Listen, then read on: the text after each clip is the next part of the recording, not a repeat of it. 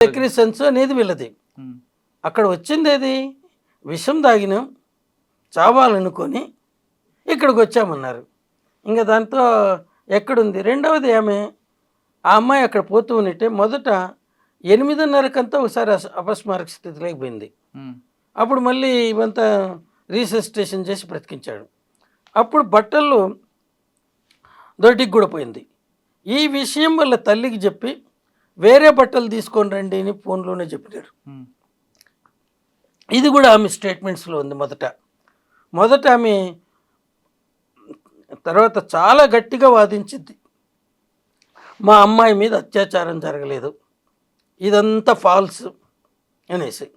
దాంట్లోనే ఒక 13వ తేదీ ఫిబ్రవరి 2003లో మీరందరూ అడగచ్చు మీకెందుకంత అంటే, నా మీద రోజుగా అలిగే దుమ్మేస్తున్నారు కదా, కడుక్కుంటూ ఉండాలి, అందువల్ల బైహార్ట్ చేశాను, అంతేగాని లేకపోతే అప్పుడే మర్చిపోయింది. అక్కడ వాళ్ళు ప్రిజర్వ్ చేయాలనుకోలేదు. రెండవది దాంట్లో యూరిన్ పోయింది, మోషన్స్ పోయినాయి. అప్పుడు పోయినప్పుడు నర్సెస్ ఇంకా కింద స్టాఫ్ ఉంటారు, కత్తెర తీసుకొని కట్ చేసి దాన్ని డస్ట్బిన్ లేకేస్తారు. దీన్ని ఎందుకు కాంప్లికేట్ అయ్యిందంటే, ఈ సోమరాజు గారు ఒకరాజు మీడియా వాళ్ళందరినీ పిలిచి వాళ్ళతో ఏం జరిగింది చెప్తూ, బట్టలు ఏమైనా అంటే ఇక్కడే ఉండే, ఎక్కడికి పోలేదు, పోలీసు వాళ్ళు తీసుకోలేదు, మా దగ్గరనే ఉండే అన్నాడు. మళ్ళీ ఆ సిస్టర్ని పిలిస్తే మన దగ్గర ఇంకా ఎక్కడ ఉంటాయనింది. పోలీసు వాళ్ళు ఏమన్నారు, వాళ్ళు మాకు ఇవ్వలేదు, మేము తీసుకోలేదంటారు. వాళ్ళు ఏమంటారు, అడగలేదు, మేము ఇవ్వలేదంటారు. రెండూ నిజమే. కానీ ఆ అమ్మాయి బట్టలు ఆ అమ్మాయి మీద ఉన్నవి తల్లి ఇంటి దగ్గర నుంచి తీసుకొని వచ్చినవి తొడిగారు, ఈ బట్టలు కట్ చేసేసిన తర్వాత. సో దాంట్లో అమ్మాయి బట్టలు ఎక్కడ పోయినాయి అనేది ఎవరికేమీ అనుమానం కూడా లేదు. ఇది 3-4 రోజుల తర్వాత ఇది రేప్ అండ్ మర్డర్ అంటే, రేప్ అయితే సెమినల్ స్టెయిన్స్ ఇవన్నీ ఉండాలి కదా బట్టల మీద, అవి ఎక్కడంటే అప్పుడు ఆ తల్లి చెప్పింది, ఇప్పుడు అమ్మాయి వేసుకున్న మా పాప అనేది పాప వేసుకున్న బట్టలకు నేను ఇంటి దగ్గర నుంచి తీసుకొని పోయినవి, ఇవి హాస్పిటల్లో చేరిన టైంలో ఉన్నవి కాదు అనేసి. అంతవరకు దాని గురించి ఎవరు ఉండలేదు. అంతకాలం నేను ఇక్కడ చెత్త వేసిపోతే మీరు దాచుకుంటారా? హాస్పిటల్ అయినా దాచుకుంటుందా? ఉండదు. వాసన కొడతా ఉంటే ఉంటారా? కాదు సార్, మీరు చెప్తున్నట్టుగా సూసైడ్ భయపడదామనే ఉద్దేశం తాగారు, కానీ ఇంత కాంప్లికేటెడ్ ఎందుకు అయిందండి సిచ్యువేషన్? కాంప్లికేటెడ్ ఎందుకైందంటే, మునుస్వామి గారు ఆ రోజు డ్యూటీలో లేరు, అనుకోకుండా అక్కడికి పోయినారు. ఆయన ఇంకిద్దరు ఓల్డ్ మార్చరీ దగ్గరికి గాంధీ. అక్కడుండే విలేకరులు చెప్పినారు, ప్రత్యూష చనిపోయింది ఇట్లా, అది శవ పరీక్ష జరుగుతూ ఉంది అనేసి. ఆయన పోయినాడు, ఆయనకు ఫోటోగ్రఫీ అంటే చాలా షోకు, అన్ని ఫోటోలు తీయించాడు. ఆయన స్టేట్మెంట్లో కూడా ఏముందంటే, నేను 22 స్నాప్స్ తీసుకుంటే నాకు 20 ఫోటోలు ఇచ్చినారనేసి. చేస్తారు శవ పరీక్షలో ఏమన్నా అత్యాచారం జరిగిందనేసి, కానీ ఆ ఫోటో తీయకూడదు. అది మాకు ఎట్లొచ్చిందంటే మళ్ళీ పంజగుట్టోళ్ళు ఇచ్చినప్పుడే తెలిసింది. సో దీనిలకు ఆ 2 ఫోటోలు ఆయనకి ఇచ్చినకూడదు, అంతే కదా. బయట పోతే అమ్మాయి పరుగు పోతుంది, ఆ తల్లి మనసు దెబ్బతింటుంది, వాళ్ళ బంధువుల మనసు దెబ్బతింటుంది, వాళ్ళ ఫ్రెండ్స్ మనసు దెబ్బతింటుంది. సో దీనివల్ల పోలీసులు మునుస్వామి చెప్పే దాంట్లో 20 ఇచ్చినాడని ఇన్ రైటింగ్ సబ్మిట్ చేసినాడు. 22 స్నాప్స్ తీసుకున్నారని. ఆ 2 స్నాప్స్ నేను అనుకునేది ఉండొచ్చు. సో దానిలో చూపడానికి ఉంటుంది, బయట లేదు. కాదు, ఇంత కాంప్లికేట్ ఎందుకు చేసుకొచ్చాడంటే నేను ఇంకా చెప్పద్దు. ఆయన 79లో ఎండీలో జాయిన్ అయినాడు, కంప్లీట్ చేయకుండా వెళ్ళాడు, అది ఎందుకని అడగద్దు. తర్వాత ప్రైమరీ హెల్త్ సెంటర్ మెడికల్ ఆఫీసర్గా చేరాడు, నల్గొండ డిస్ట్రిక్ట్లో ఉన్నాడు. అక్కడి నుంచి మళ్ళీ ఉస్మానియాకు ట్యూటర్గా వచ్చాడు మా డిపార్ట్మెంట్కు.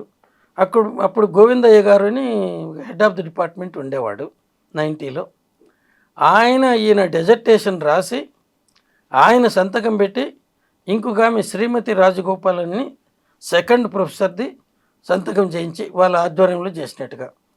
అప్పటి ఉన్న రూల్స్ ప్రకారం 1 year పైన గ్యాప్గా ఉంటాయి, అంటే 3 years లోపల డెజర్టేషన్ కంప్లీట్ చేసుకోకపోతే వాళ్ళు మళ్ళీ యూనివర్సిటీకి రాసి ఇంకొక 1 ఇయర్ పీజీ కోర్సు ఎక్స్టెండ్ చేయించుకోవాలా.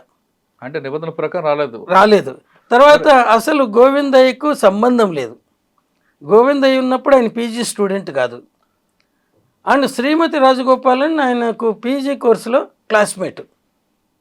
ఏదేమైనా అంటే నేను ఎందుకు అలా రాసిన అంటే అది ఎంత కాంప్లికేట్ ఆయన కూడా చనిపోయాడు కదండి. ఆయన రోడ్ యాక్సిడెంట్లో చనిపోతే ఇక్కడ గాంధీ భవన్కి ఎదురుగుండా మా వాళ్ళు కొద్దిమంది నా మీద కూడా అబండాలు వేయడానికి చూసినాను. నేను డ్రైవర్కి పైసలు ఇచ్చి చంపించాను అని. ఆయన నాకు దూరపు బంధువు అవుతాడు. ఆయన వైపు మా బంధువునేసి అట్లా. సో ఆయన అంటే ఆయన ఎప్పుడు సేవ్ చేయాలనేది నా మనసులో ఎప్పుడు ఉండేది. ఆయన ఎంత చేసినా ఆయన డెడ్ బాడీ కూడా 2 రోజులు మార్చిలో ఉంది.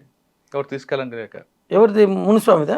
అది నాకు తెలియదు. నేను అప్పుడు మదనపల్లిలో ఉన్నాను. అప్పుడు 2 రోజులు ఎవరు రాక నిమ్స్ మార్చిలో పెట్టారండి.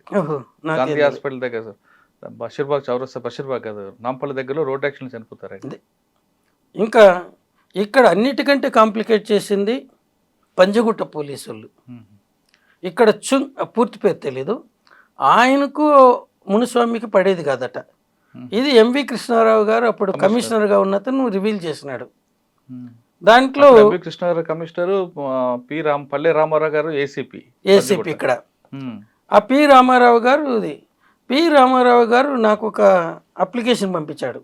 అది డ్రాఫ్ట్ చేసినది కూడా ఇక్కడ ఉంది. అది ఎట్లా చేశాడంటే ఆయన నన్ను అడిగిన ప్రతి ప్రశ్నకు సమాధానం రాస్తూ అవును కదా అన్నట్టు అన్నాడు. ఇన్వెస్టిగేటింగ్ ఆఫీసర్ అట్లా రాయడానికి లేదు. ఈవెన్ పబ్లిక్ ప్రాసిక్యూటర్ కూడా ఆ ప్రశ్నలు అడగాల్సింది కాదు. ఓన్లీ డిఫెన్స్ కౌన్సిల్ మాత్రమే లీడింగ్ క్వశ్చన్స్ అంటారు అడగాల. ఆఖరికి మునుస్వామి దాని మీద ఈయన 28వ తేదీ ఫిబ్రవరి 2003లో మాకిస్తే మార్చి 2వ తేదీ కంప్లైంట్ ఇచ్చినాడు. తర్వాత దీంట్లో similar application was copies of this or submitted to the head of the department of forensic medicine Gandhi medical college, to the head of the department of Kakatiya medical college.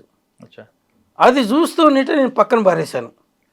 ఎందుకంటే ముగ్గురము రెడ్డిసే. ఇక్కడ రాజగోపాల్ రెడ్డి, అక్కడ రవీందర్ రెడ్డి, ఇక్కడే ఉస్మానియాలో నారాయణ రెడ్డి. అంటే ఎంత మాత్రం కామన్ సెన్స్ ఉందో చెప్పండి. అటువైపు సిద్ధార్థ రెడ్డి. అదే నేను సిద్ధార్థ రెడ్డి ఉన్నాడని ఎప్పుడైతే చంద్రబాబు నాయుడు గారు సీఎంగా 3 మెంబర్ కమిటీని అపాయింట్ చేయాలో, ఒక ఫారెన్సిక్ మెడిసిన్ ప్రొఫెసర్ను, ఒక గైనకాలజీ ఆబ్స్ట్రిక్స్ ప్రొఫెసర్ను, 2 ఫారెన్సిక్ మెడిసిన్లు వాళ్ళ నలుగురిని వేయాలంటే అప్పుడు రమేష్ అనేసి మాకు డైరెక్టర్ ఆఫ్ మెడికల్ ఎడ్యుకేషన్ ఉన్నాడు. ఆయన ఫోన్ చేసి నారాయణ రెడ్డి గారు ఇట్లా అడిగినారంటే నేను 2 కండిషన్లు పెట్టాను. సిటీ నుంచి ఎవరు కానీ ఉండకూడదు, దాంట్లో రెడ్డి సర్నేమ్ ఉండేవాళ్ళు ఎవరు కానీ ఉండకూడదు. అంటే ఎందుకన్నాడు. అబ్బాయి రెడ్డి, మేము ఎవరైనా ఉంటే మేము ఎంత హానెస్ట్గా ఉన్నా మమ్మల్ని ఎవరు నమ్మరు, కాబట్టి ఉండడానికి లేదు అని నేను 3 పేర్లు ఇచ్చినాను. కర్నూలు నుంచి ఓబులేష్ అనే అతన్ని, విజయవాడ నుంచి విజయ్ కుమార్, ఓబులేష్ ఎస్సీ, విజయ్ కుమార్ కమ్మ, ఇంకొక అతను నరసింహం అని వైజాగ్, ఆయన బ్రాహ్మణ్, కావాలని చూజ్ చేసుకున్నాను. తర్వాత నరసింహం ఆయన వచ్చేది ఎప్పుడు వైజాగ్ నుంచి, నారాయణ రెడ్డి ఎందుకు లేడు అన్నాడు ఆయన. చెప్తే ఇప్పుడు రమేష్ గారు సార్ ఆయనే చెప్పింది ఇది, తను ఉండనన్నాడు. కాదు మా director of medical education, ENT surgeon Kurnool నుంచి, అప్పుడు డైరెక్టర్గా ఉన్నాడు. ఆయన నారాయణ రెడ్డే వద్దన్నాడు, ఆయన పేరు వద్దన్నాడు, దీంట్లో పొరపాటును కూడా పెట్టద్దండి అన్నాడు. నా చేత కాదు నిందలు భరించటం, అపవాదులు భరించటం అన్నాడు. ఎందుకంటే ఆల్రెడీ ఆ రిపోర్ట్ వీళ్ళు 28వ తేదీ నాకు తెచ్చిచ్చారు. మాకు 28, 20 తర్వాత మార్చి 1, 2 మాకు ఎగ్జామ్ జరుగుతున్నది, యూనివర్సిటీ ఎగ్జామ్స్ ప్రాక్టికల్స్గా. వీళ్ళని 3వ తేదీ రండి ఇస్తానన్నాను, తెచ్చిచ్చిన అతనికి. ఈ పల్లి రామారావే వచ్చినాడు అంటే సరే వెళ్ళిపోయినాడు. నేను అదే రోజు మా ఉస్మానియాలో గెస్ట్ హౌస్ ఒకటి ఉంటుంది, దాంట్లో మేము ఎగ్జామినర్స్కి పార్టీ ఇస్తున్నాం. రాజగోపాల్ రెడ్డికి ఫోన్ చేసినాడు గాంధీ నుంచి, మీ అక్కడ మునుస్వామి 2వ professor, Gandhi Rajagopal Reddy head of the department, me external తీసుకొని మీరు కూడా రండి అంటే తనకేదో పని ఉంది మునుస్వామి ద్వారా వాళ్ళని పంపుతానని అన్నాడు. నేను అంటానంటే 3వ తేదీ రమ్మన్నావట కదా, మేము వస్తున్నాం అన్నాడు.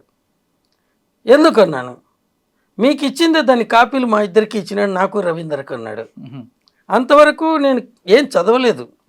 తర్వాత చదివి చూస్తే అది రవీందర్ రెడ్డి గారి ఇది అనేసి డ్రాఫ్టింగ్ కూడా ఆ క్వశ్చన్స్ తెలిసింది. ఇంక పక్కన పారేశాను, పెద్ద ఇష్యూ అవుతుందని. అయినా సరే దీంట్లో ఇరికించి ఈ రోజుకు నన్ను చంపుతున్నారు. ఎన్ని సంవత్సరాలు పట్టింది సార్? 2002 ఫిబ్రవరి 23న అమ్మాయి పాయిజన్ తీసుకునింది, 24లో చనిపోయింది, 25లో పోస్ట్ మార్టం అయింది. ఇప్పుడు 26. ఇప్పుడు 26. మీరే చెప్పండి, 24 ఏండ్లు. ఇప్పుడు లైఫ్ సెంటెన్స్ వేసినా కూడా సాధారణంగా 14 ఏళ్ళు వదిలేస్తారు.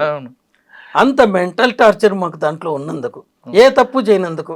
సార్ ఫైనల్గా చెప్పండి, ఇప్పటికైనా ఆమెకి న్యాయం జరిగింది అనుకోవచ్చా? ఎవరికి న్యాయం జరిగిందని చెప్పాలా? మీరే అనండి. ప్రత్యూష ఆత్మకి శాంతి జరిగింది. ఆత్మకి ఎందుకు శాంతి జరగాల? ఆమెను ఏమైనా మోసం చేసి ఇచ్చినాడా? తర్వాత మీరు కానీ ఈ ప్రత్యూష తల్లి ఇచ్చిన ఎవిడెన్స్ కోర్టులో కానీ చదివితే she was hyperactive Pratyusha. ఈ అబ్బాయి సబ్మిసివ్, చాలా మంచివాడండి, వాళ్ళ తల్లి అడ్డుపడింది నింది. ఆ ఎవిడెన్స్ ఇప్పటికి కూడా ఉంది, జడ్జిమెంట్ కాపీలు నా దగ్గర ఉన్నాయి. సో ఎవరిని ప్రోత్సహించుంటారు, ఎవరు ప్లానింగ్ చేసింటారు, ఎవరు ఎగ్జిక్యూట్ చేసింటారు? ఒక డౌట్ వస్తుంది. దాంట్లో మనకు లీగల్ ప్రిన్సిపల్ ఏమిటి? Benefits out of doubt must go to the accused. So ఇక్కడ ఆమె ప్రోత్సహించిందా, ఆమెని ఈయన ప్రోత్సహించినాడా తాగుదామనేసి, ఈ ప్లాన్ ఎవరిది మనకు తెలియదు. అంటే ఆ విషయం పక్కన పెడితే ఇప్పుడు సుప్రీంకోర్టు డిస్మిస్ చేసింది కాబట్టి 4 వారాల లోపు పోలీసులు సరెండర్ లొంగిపోయింది కాబట్టి దాన్ని మీరు ఏ విధంగా చూస్తారు? అంటే అప్పుడు ఇచ్చిన జడ్జిమెంట్లో పార్టీనండి. అంటే నాకు వచ్చిన సుప్రీంకోర్టు జడ్జిమెంట్ నేను చదవలేదు, నాకు వచ్చిన ఇన్ఫర్మేషన్ ప్రకారమే. అప్పుడు ఏంటంటే అబెట్మెంట్ టు కమిట్, అంటే పాయిజన్ తీసుకోవడానికి ప్రోత్సహించిండాడు అనేది డౌట్ కాబట్టి దాన్ని తీసేశారు. తర్వాత పాయిజన్ తీసుకున్నాను అనేసి నా అంతటి నేనే తీసుకున్నానని ఆయన స్టేట్మెంట్ ఉంది. ఆ స్టేట్మెంట్లో మేము చావడానికి తీసుకోలేదు ఇవన్నీ చెప్పేవారు పూర్తిగా. సో నేను తీసుకున్నాను మా అంతటి మేమిద్దరం అని ఉంటుంది. సో నేను సూసైడ్ చేసుకోవాలనుకున్నాను. సూసైడ్కి అటెంప్ట్ చేసి నీ కర్మజాలకు బ్రతికితే శిక్ష అనుభవించు. ఎంటైర్ ఇండియన్ పీనల్ కోడ్లో 511 సెక్షన్స్ ఉంటాయి. మళ్ళీ దాంట్లోకి ఏబిసిడీలు చేర్చన్నారు కొత్తగా. ఇన్నిట్లో ఒకే ఒక పెక్యులియర్ సెక్షన్ ఏంటంటే చేయదలసిన అఫెన్స్ కానీ కంప్లీట్ చేస్తే శిక్ష లేదు, శిక్ష లేనిది ఫెయిల్ అయితే మాత్రమే శిక్ష ఉండేది. ఇది ఒక్కటే 309. కానీ దాన్ని కూడా రద్దు చేయాలని సుప్రీంకోర్టులో ఆర్గ్యుమెంట్ జరిగింది, ఆత్మహత్య చేసుకోవాలంటే జరిగింది. ఒక కాన్స్టిట్యూషనల్ బెంచ్ దాన్ని ఒప్పుకునింది, ఇంకొక కాన్స్టిట్యూషనల్ బెంచ్ దగ్గర పెండింగ్ ఉంది. అందుకే సుప్రీంకోర్టు అప్పుడు జడ్జిమెంట్ ఇచ్చిన తర్వాత based on the outcome of the constitutional bench judgement you can go and surrender to face the 1 year simple imprisonment. ఆ సింపుల్ ఇంప్రిజన్మెంట్ కూడా 1 year ఉండడు అబ్బాయి. ఎందుకంటే సస్పెక్ట్గా ఆల్రెడీ జైల్లో ఉన్నాడు కదా కొన్ని నెలలు, ఆ పీరియడ్ తీసేస్తారు. ఇంకుంటే మొత్తం అంటే 3-4 నెలలు ఉంటుంది అంతే, అది కూడా సింపుల్ ఇంప్రిజన్మెంట్. సో దానికి ఆయన అప్పుడే ప్రిపేర్ అయి ఉన్నాడు. ఇప్పుడు వాళ్ళు ఏం జడ్జిమెంట్ కాన్స్టిట్యూషనల్ బెంచ్ ఇచ్చిందో మనకేం ఇన్ఫర్మేషన్ లేదు. సో ఈరోజు జడ్జిమెంట్ కాపీ ఇంకా బయట రాలేదు, ఎవరికి వాళ్ళు ఊహాగానాలు అదే చక్కర్లు కొడుతున్నాయి. ఇప్పుడు ఫైనల్గా మీరు చెప్పేది ఏంటంటే ప్రత్యూష ఆత్మ బతకకుండా ఉండడానికి 3-4 వ్యవస్థల్లో కారణాలు. ఒకటి పోలీసు, 2 హాస్పిటల్, 3 డాక్టర్. 164లో పోలీసులు రికార్డ్ చేస్తారు. దానికి అడిషనల్గా కింద ఇంకో సెక్షన్ పెట్టినారు, అక్కడ పెట్టిండకూడదు. అక్కడ విక్టిమ్ని ఎలా ఎగ్జామిన్ చేస్తూ ఉండారని దీంట్లో డాక్టర్ ఇచ్చే opinion must be substantiated with the facts observed అని ఉంది. సో ఇక్కడ మునుస్వామి గారు ఒపీనియన్లో మునుస్వామి గారు ఒపీనియన్ ఇవ్వలేదు, ఆయన ఒపీనియన్ ఇచ్చేసినాడు, గొంతు బిసికి చంపేసినారని. ఫస్ట్ ఒపీనియన్ అదే. రెండోది however viscera preserve to rule out poisoning if any, poisoning కేసుగా తెచ్చాడు, దాంట్లో పాయిజన్ ఉన్నట్టుగా స్టమక్ కంటెంట్స్లో ఉండదు. ఈ గోవిందయ్య గారు డ్రాఫ్ట్ చేసిన లెటర్లో కూడా ఒక పారాగ్రాఫ్లో అదే ఉండదు. Thick viscid liquid abnormal odour with congestion of mucosa అవన్నీ ఏదో రాసినారు. Signs of poisoning, forensic science రిపోర్ట్లో పాయిజన్ ఉందని రాసినారు. This all suggest poisoning, death due to sir poison. ఇది కాకుండా గ్యాంగ్ రేప్ జరిగి ఉండొచ్చు అని కూడా ఆయన స్టేట్మెంట్ ఇచ్చాడు కదా అప్పుడు మునుస్వామి గారు. ఇంకా దాని గురించి మాట్లాడొద్దండి. ఈయన లోపలికి వచ్చి ఇక్కడ ఉండే థెరపెటిక్ ఇంజురీస్ను అవి రేప్ కేసులో జరిగిండేటివి అనుకొని, థ్రాట్లింగ్లు గొంతు బిసి చంపితే అయిండేటివి అనుకొని అన్నాడు. అప్పుడు అక్కడ ఇంకొక అసోసియేట్ ప్రొఫెసర్ ఉన్నాడు తక్యుద్దీన్ అని, ఈయన వెళ్ళగొట్టాడు. ఈయన ప్రొఫెసర్ అయినా కూడా సాబ్ ఆప్ మత్ బాత్ కరో ఇదర్ అనేసి. ఈయన బయట పోతూ మీడియా వాళ్ళు ఉంటే రేపు చేసి గొంతు బిసికి చంపేసినారు అన్నాడు. ఇవి జరిగింది. ఆయనకేంటంటే ఏది ఆలోచించడు, ఆలోచించే శక్తి కూడా లేదు. దాని పరిణామాలు ఎలా ఉంటాయో తెలియదు. 22 సంవత్సరాలు అనిపించారు. నేను అనిపిస్తున్నాను. ప్రత్యూష అనిపించలేదు, ప్రత్యూష మదరు అనిపించలేదు. అందరూ మేము ముగ్గురు కమిటీలు అయితే ఆ కమిటీలు ఉండే ఒక్క సెంటెన్స్ కూడా నాది కాదు. ఎందుకంటే ఐ వాజ్ టూ రిలక్టెంట్. దీనిలో అన్నిటికంటే అతి ముఖ్యమైనది డిఎన్ఏ, సిడిఎఫ్డి. వాళ్ళు 21వ తేదీ హైకోర్టు ఆర్డర్ పాస్ చేసింది డిఎన్ఏ టెస్ట్కి చేసి దాని రిపోర్ట్ ఇవ్వమని. సిడిఎఫ్టీకి పోయినప్పుడు ఈ మెటీరియల్ ఎలా కలెక్ట్ చేశారు అనేది వాళ్ళు అడగలేదు. ఫస్ట్ స్టెప్ అది. డిఎన్ఏకి మెటీరియల్ కావాలంటే ఇక్కడ ఒక క్లాత్ కట్టుకోవాలా, తలకు క్లాత్ కట్టాలి. రెండవది చేతులకు డబుల్ గ్లౌస్ వేసుకోవాలి, స్టెరైల్, సర్జరీ చేసేటప్పుడు యూజ్ చేసేటివి.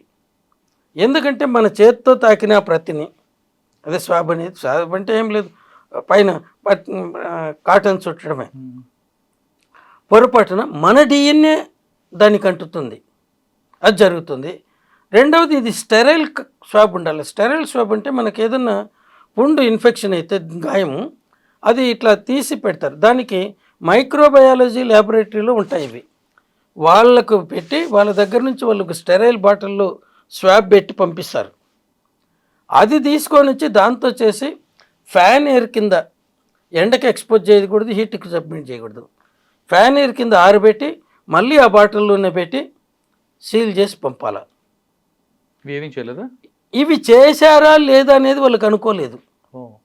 అందుకోసమే ఆ రోజు ఈ డిఎన్ఏ 6 మందిలతో ఎవరిదైనా 8 మంది ఎవరిదైనా ఉండొచ్చు అన్నారు. ఆ 8 మందిలో ఒకరు పోస్ట్ మార్టం ఇది సిద్ధార్థ్ రెడ్డి, ఇంకా 5 మంది ఆయన ఫ్రెండ్స్ ఎవరెవరైతే పేర్లు వీళ్ళు తెచ్చారో వాళ్ళు, ఇంకా 2 మార్చురీ అటెండర్స్. ఈ 8 మందిలో ఎవరితోనా టాలీ కాలేదు అనేసి వాళ్ళే ఓపెన్గా నోట్తో చెప్పారు. ఇది తర్వాత Siddhartha Pratyusha mother DNA sample కూడా కలెక్ట్ చేశారు. అది ఎందుకంటే ఇప్పుడు ఈమె శవం లేదు, ఈమె టిష్యూస్ లేవు. సో అది హైకోర్టు ఆర్డర్లో ఏముందంటే ముందు ఆ ప్రిజర్వ్ చేసిండే స్వాబ్స్ ఆ అమ్మాయినో కాదో తేల్చండి అన్నారు. అది తీర్చడానికి DNA sample of the mother తీసుకున్నారు. ఈ డిఎన్ఏ అనేది క్రోమోజోమ్స్లో వాటిలో జీన్స్ ఉంటాయి, ఆ జీన్స్లో ఉంటుంది. దీంట్లో దాంట్లో ఉండే మదర్ సెల్లో ఉండే దాంట్లో దీంట్లో ఉంటాయి. దాంట్లో ఒకటి టాలీ కాకపోయినా ముందు ఎంఐ డిఎన్ఏ ప్రొఫైల్ తయారు చేస్తారు. దాంట్లో మదర్ డిఎన్ఏతో కంపేర్ అయ్యేటివి తీసేస్తారు. ఒక్కోసారి డూప్లికేట్ కూడా ఉండొచ్చు, ఫాదర్ది మదర్ది ఒకటేటప్పుడు. ఆమె డిఎన్ఏ మొత్తం వచ్చేసి ఒక సెల్లో ఉండేది, ఒక క్రోమోజోమ్లో 46 ఉంటాయి. ఆ 46లో దేంతోనూ ఒక దాంట్లో ఎంఐలో ఉండే వాటిలో సగం టాలీ కావాలి, 23 టాలీ అవుతున్నాయో లేదు కంపేర్ చేసుకున్న తర్వాత సో ఈ శాంపుల్ ప్రత్యూషదే అని మొదట నిర్ధారించుకున్న తర్వాత వీళ్ళలో ఇంక్లూడింగ్ 2 మార్చురీ అటెండర్స్, ఆ మార్చురీ అటెండర్స్ని పెడితే వాళ్ళంతా పైన ఎక్కడ స్ప్రెడ్ చేసినారంటే వాళ్ళు ఏమన్నా శవం మీద అత్యాచారం చేశారన్నట్టు. శవము ఇక్కడ నిమ్స్ హాస్పిటల్లో ఉన్నాడు అనేది కూడా తెలియదు. అంటే మనం సృష్టించుకోవడానికి ఏమన్నా చేసుకోవచ్చు. ఈ టైప్లో ఉన్నారు వాళ్ళు. ఎవరితోనే టాలీ కాలేదు. ఎవరితోనే టాలీ కాలేదంటే ఏంటి, మా వాళ్ళు శవపరీక్ష చేసేటప్పుడు కాటన్ ఉంటుంది మార్చురీలు ఎప్పటికైనా. అది ఎందుకు ఉపయోగిస్తాం, మనకి ఎక్కడన్నా గాయం జరిగితే దాని మీద కాటన్ వేసి బ్యాండేజ్ కడతాం. ఎందుకు అది అట్లే ఆడపిల్లలు మెన్స్ట్రువల్ బ్లీడింగ్ బయట రాకుండా ఇప్పుడు ప్యాడ్స్ కట్టుకుంటారు. ఈ టైప్ అది ఇక్కడ పెట్టి సూచరింగ్లో బాడీ ఇట్లా దొరికినప్పుడు ఇది చేరకూడదు, అట్లా తలలో పెట్టి అక్కడ కారకూడదని పెట్టేది. అది డర్టీ కాటన్. అది ఎన్నోసార్లు మా వాళ్ళు గ్లౌడ్ హ్యాండ్స్, ఒకసారి పొద్దున వస్తువు నెట్టే ముందు దాన్ని అంతా శుభ్రం చేస్తారు మార్చురీని. చేసిన తర్వాత చేతులు కడుక్కొని వాళ్ళు తెచ్చుకున్న టిఫిన్ తింటారు. మళ్ళీ సాయంకాలం ఇంటికి పోయి స్నానం చేసేంత వరకు ఇంకేం ముట్ట మధ్యలో ఒక టీ తప్ప. టీ ఎందుకంటే అది ప్లాస్టిక్ది ఉంటుంది కాబట్టి వేడిగా ఉంటుంది కాబట్టి. మిగతాది ఏదైనా మీరు ఇచ్చినా కూడా తీసుకోరు వాళ్ళు. మీకు తెలుసు గాంధీ మార్చరీ, ఉస్మానియా మార్చరీ ఎట్లుంటాయో చూసా. అది ఇంకా దాన్ని నేను ఎక్స్ప్లెయిన్ చేయాల్సిన అదే ఆ కాలంలో కూడా గాంధీ మార్చరీ అయితే ఇంకా వర్స్ట్గా ఉండేది. సో ఇది పరిస్థితి. దాంట్లో ఇవి కంటామినేటెడ్ కాటన్. వీళ్ళు 8 మందిది కానప్పుడు ఇంకెవరిది అయినప్పుడు వీళ్ళు బయట పెట్టాలనా? అక్కడ ఎవరికీ ఇవ్వకుండా అది సీల్డ్ కవర్లో పెట్టేశారు. హైకోర్టులో రిజిస్ట్రార్ జ్యుడిషియల్ కింద 5 ఏళ్ళ వరకు ఓపెన్ చేయకూడదు అనేసి. మరి ఏం చేశారో మనకు తెలియదు. మీకు ఇంత గొడవ చేసే బదులు దాంట్లో ఏముంది అడగచ్చు కదా. ఇది ఏంటంటే మనం ఒక సీక్రెట్ అనుకొని మన మనసులో దాచుకున్నది ఏది, కానీ అది బయటికి ఎక్స్ప్రెస్ చేసేంత వరకు మీ మనసు ఊరుకోదు. ప్రత్యూష కేసులో వ్యవస్థలోని లోపాలు బయటపడ్డాయి అంటున్నారు నారాయణ రెడ్డి గారు. వాళ్ళు తల్లిదండ్రులు బెదిరించడానికి తీసుకున్న పురుగుల మందు బతకాలనుకుని అందరికి ఫ్రెండ్స్కి చెప్పి హాస్పిటల్ రావడం, కొంచెం లేటుగా రావడం, అక్కడ పోలీసులు తమ పరిధి కాదంటూ దాటవేయడం, ఇదొక డిలే అయితే, హాస్పిటల్ డాక్టర్లు స్టమక్ ఫాస్ట్ చేయకుండా కొంత కాలయాపన చేయడం మరొక నిర్లక్ష్యం అయితే, చనిపోయిన తర్వాత గాంధీగా హాస్పిటల్ చేసిన డాక్టర్లు చేసిన ఘనకార్యం, పోస్ట్ మార్టం డాక్టర్లు చేసిన ఘనకార్యం మరింత కాంప్లికేట్ అయింది. దీంతో పాటు కొన్ని విషయాలు జరగడంతో ఇంత రద్దాంతం జరిగినట్లు విషయం చాలా స్పష్టంగా తెలుస్తుంది. మొత్తం మీద తీసుకుంటే తల్లిదండ్రులు బెదిరించాలని యాక్సిడెంట్లుగా తీసుకున్న పురుగుల మందు కథ 24 సంవత్సరాల తర్వాత బయటపడింది. ఇప్పుడు ప్రత్యూష కేసులో జరిగిన వ్యవహారంపై నారాయణ రెడ్డి గారి విశ్లేషణ మరో అంశాల్లో మళ్ళీ కలుద్దాం. అంతవరకు నమస్తే. Thank you very much. ఇప్పటికైనా మీరు బయటపడ్డారు.